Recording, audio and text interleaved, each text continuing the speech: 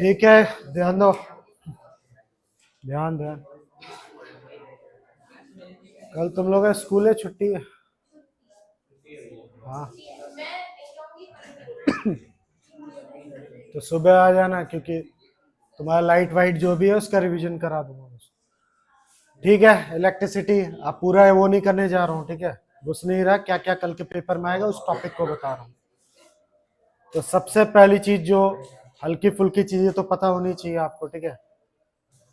सबसे पहले SI unit charge का, ठीक है? इलेक्ट्रिक चार्ज की एसआई यूनिट अगर तुमसे कोई पूछे तो क्या बताओगे? कूलम से बताओगे, जिसको सी से डिनोट करते हैं। और एमसीक्यू में आ सकता है, एक कूलम किसके बराबर होता है? 6.25 टू 10 के पावर 18 इलेक्ट्रॉन्स के बराबर होता है, ठीक है? ये देखो लिखा हुआ है, इतने इलेक्ट्रॉन्स होते हैं एक कूलम चार्ज, याद रखिएगा। तो ये क्वेश्चन एमसीक्यू में आपके क्या हो सकता है? आ सकता है।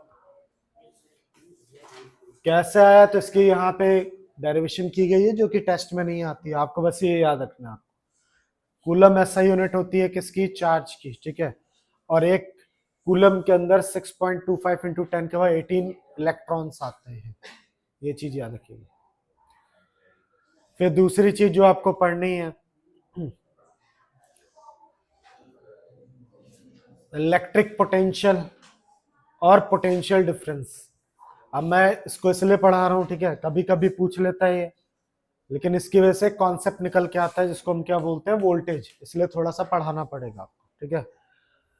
तुम लोगों में आएगा डायरेक्ट क्वेश्चन, ठीक है? तुम्हारे में आ सकता है, तुम्हारे में पिछले साल था, इस साल इसी साल है ना? पिछले साल था, आईसीएसई बोर्ड में पिछले साल था, तो तुम लोगों में आ सकता है लिखने के लिए। तो इलेक्ट्रिक पोटेंशियल होता क्या? तो लिखा हुआ है, electric potential at a point in electric field is defined is work done. सीधा सीधा यहाँ पे एक इलेक्ट्रिक फील्ड है यहाँ पे, ठीक है? तुम्हारे बुक में 10th क्लास में बहुत सारी बातें छुपाई जाती हैं, तो ये टेस्ट चार्ज की वजह से होता है। जब 11th क्लास में जाओगे तब रिवील करते हैं, 11th में नहीं, 12th में। सीधा ये 12th क्लास में आएगा। 12th क्लास में हमें बताया जाता है पूरी बातें। अभी तुम लोगों को बस बता रखा है कि एक इलेक्ट्रिक फील्ड है, पर किसकी वजह से वो इलेक्ट्रिक फील्ड है? एक सोर्स चार्ज होता है। क्या होता है? Source charge. उस सोर्स चार्ज की वजह से यहाँ पे इलेक्ट्रिक फील्ड आती है। तो इस इलेक्ट्रिक फील्ड के अंदर तुम्हें ये एक पॉइंट ए है यहाँ पे, और कहीं इनफाइनाइट पे। कहाँ पे? इनफाइनाइट पे, पता नहीं कहाँ। फिजिक्स में इनफाइनाइट का मतलब क्या होता है? हमको जिस चीज की नॉलेज नहीं है उसको इनफाइनाइट बोलते हैं, और मैथ का इनफाइनाइट थोड़ा अलग होता है, याद रखिए। तो एक यहाँ पे पॉजिटिव चार्ज है, इसको टेस्ट चार्ज कहते हैं। ये 10th के हिसाब से नहीं बता रहा हूं मैं, 12th के हिसाब से बता रहा हूं। इस डेफिनेशन बस ये है कि एक यूनिट पॉजिटिव चार्ज को जब हम इनफाइनाइट से यहाँ पे लेके आएंगे, यहां से उठा के यहाँ पे लेके आएंगे, तो कितना वर्क डन करना पड़ेगा, ठीक है? कितना वर्क डन करना पड़ेगा? हाँ हाँ, अरे इसकी वजह से ही वोल्टेज बता पाऊंगा ना, वोल्टेज ये जान ही नहीं पाएंगे। नहीं समझे? रिवीजन में इसलिए बता रहा हूँ, अचानक से वोल्टेज बताऊंगा ये जान ही नहीं पाएंगे क्या होता है। सिंपल तो है, क्या दिक्कत है? ये इलेक्ट्रिक फील्ड है, ठीक है? और यहाँ पे कोई सोर्स चार्ज है जिसकी वजह से इलेक्ट्रिक फील्ड आ रही है। यहाँ पे कोई पॉइंट ए है, और यहाँ पे कोई टेस्ट चार्ज है पॉजिटिव का, वो भी पॉजिटिव है, ये भी पॉजिटिव है। तो तुम्हारे बुक के हिसाब से जो बता रहा हूँ, एक यूनिट पॉजिटिव चार्ज को कहां से? इनफाइनाइट से लेके आ रहा हूं मैं, कहां पे? इस पॉइंट पे, यानी इलेक्ट्रिक फील्ड के अंदर लेके आ रहा हूं, ठीक है? तो कितना अमाउंट ऑफ वर्कडन मुझे करना पड़ रहा है? वर्कडन करना पड़ रहा है कि नहीं करना पड़ रहा है? देखो, ठीक है, हाथ हिलाना पड़ रहा है। तो एक यूनिट पॉजिटिव चार्ज को जब तुम लोग क्या करते हो, इनफाइनाइट से कहां पे लेके आते हो? एक्सटर्नल इलेक्ट्रिक फील्ड के अंदर लेके आते हो, ठीक है? तो कितना अमाउंट ऑफ वर्क डन करना पड़ता है? कितना वर्क डन करना पड़ता है? इसी को हम क्या कहते हैं? इलेक्ट्रिक पोटेंशियल कहते हैं, ठीक है? Electric potential. अब अगला जो है अभी बुक में दिखाऊंगा वो होता है पोटेंशियल डिफरेंस। नहीं, हाँ, अब वो चीज है, जैसे यहाँ पे मैं कहाँ से कहाँ लेके आया था मैं,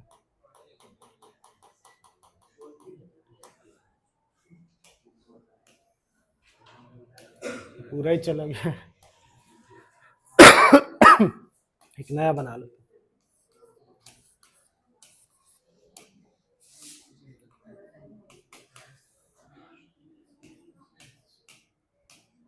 बस मुझे ये बता लेने दो तो जल्दी से हो जाएगा। जब मैं इसको इनफाइनाइट से लेके आ रहा हूं, इनफाइनाइट से ए पॉइंट पे, तो इसको मैं कहूंगा इलेक्ट्रिक पोटेंशियल।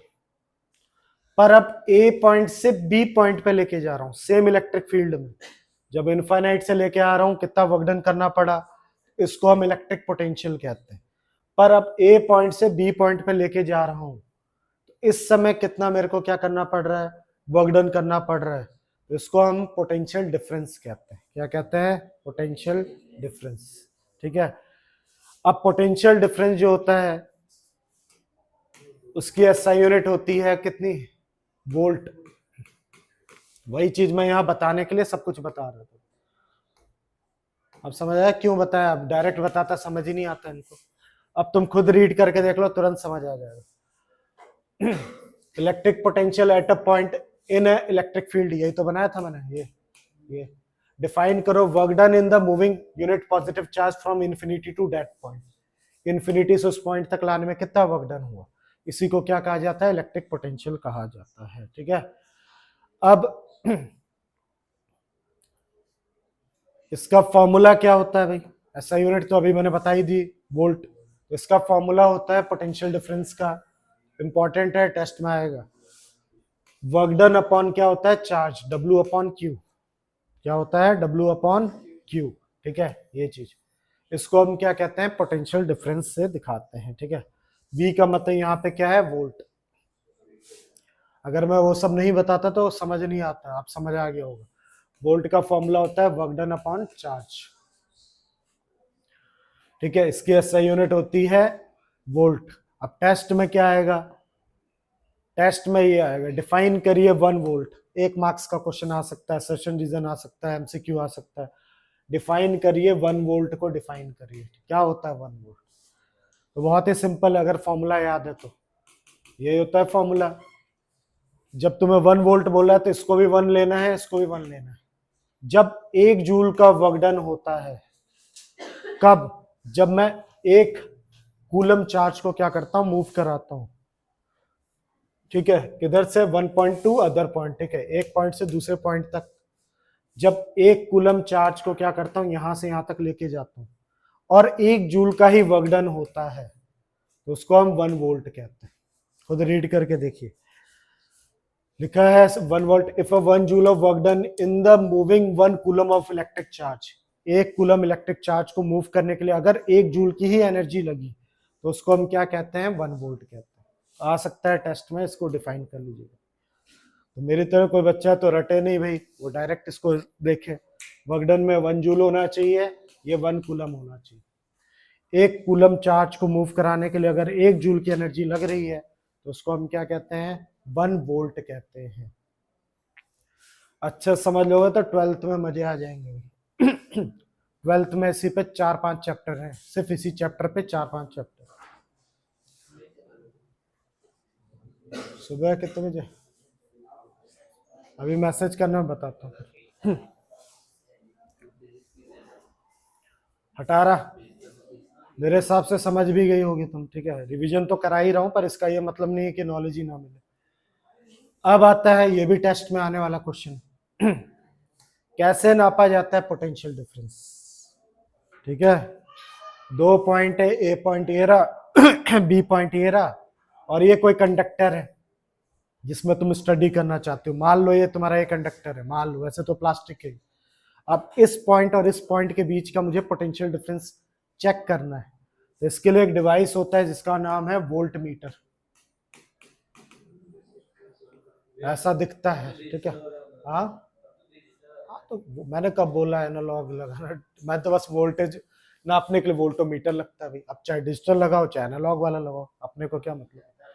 पर लगाते कैसे हैं ये सवाल पूछेगा। 2 सवाल बनते हैं इस पे, 2 सवाल। पहले तो उस डिवाइस का नाम बताइए, तो वोल्ट मीटर। दूसरा कैसे इसको लगाना है, तो हमेशा याद रखना ऐसे दो वो होते हैं, ठीक है, तार होते हैं यहाँ से, उसको हमेशा क्या करना है, पैरेलल में लगाना है।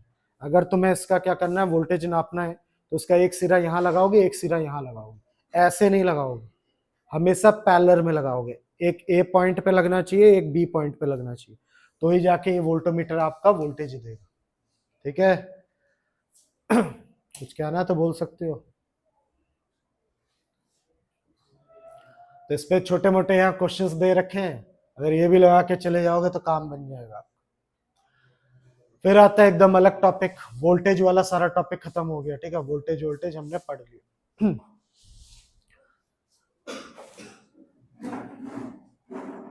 इधर ही बैठो। हाँ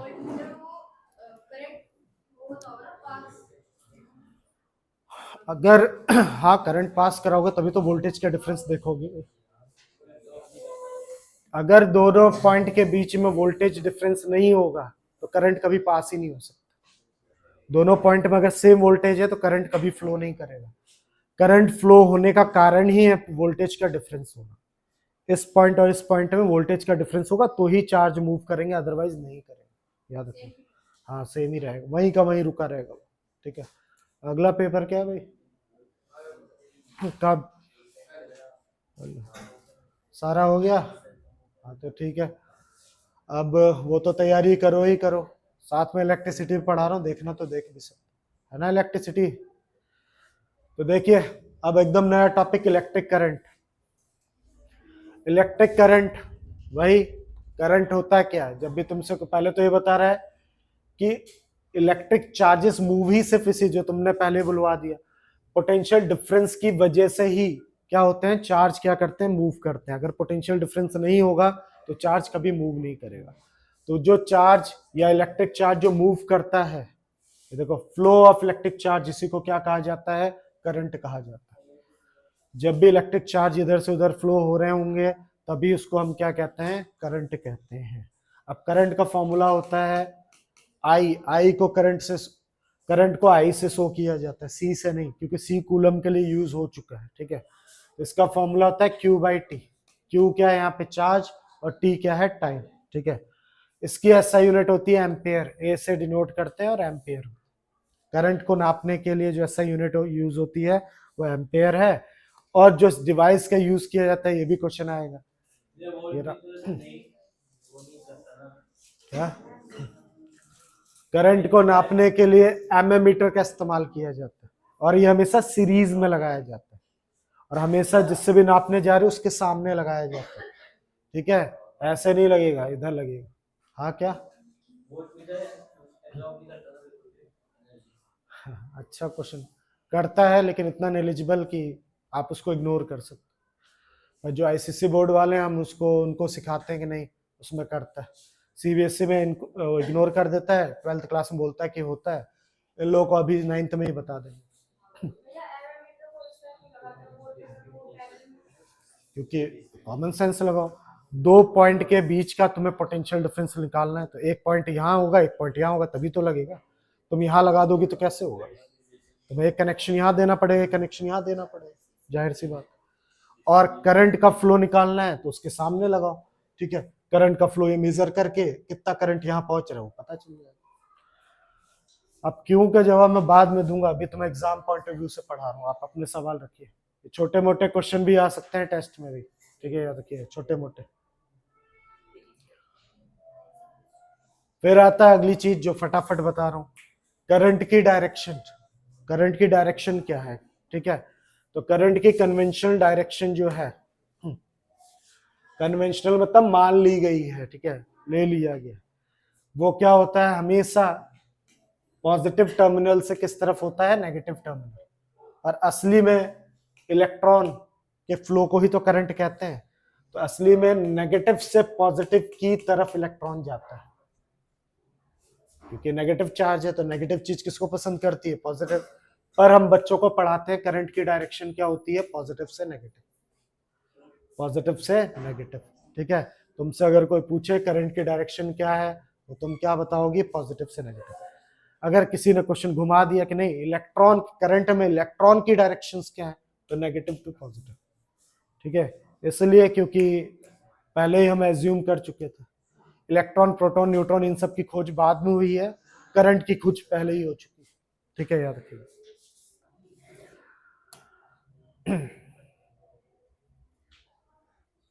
फिर एक कभी कभी ये क्वेश्चन भी देखा है मैंने,